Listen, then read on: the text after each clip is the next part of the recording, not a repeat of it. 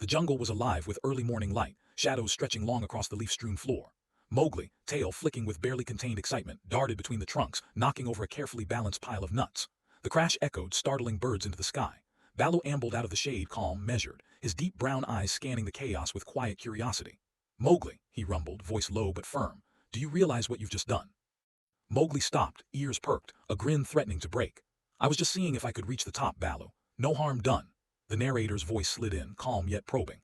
In the mind of youth, mischief often masquerades as harmless play, yet every action carries ripples that touch the lives of others. Baloo stepped closer, the ground trembling slightly under his massive paws, a deliberate reminder of presence and authority. "It's not about the nuts," he said, tone even but carrying weight. "It's about respect for the world around you and the trust you break when you ignore it. You think fun is enough to justify chaos, but the jungle remembers every choice." Mowgli's mischievous grin faltered, a flicker of doubt.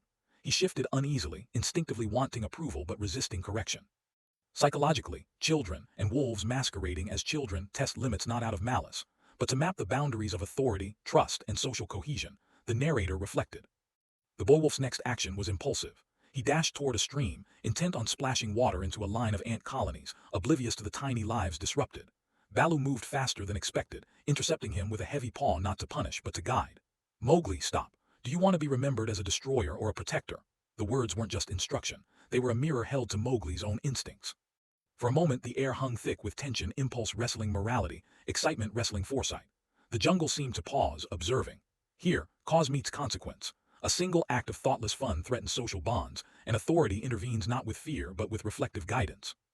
Mowgli's eyes dropped, the lesson settling slowly.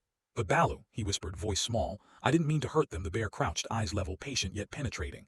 "Intent is not enough. Every ripple spreads. If you want to be free, you must understand the cost of that freedom on others. Loyalty,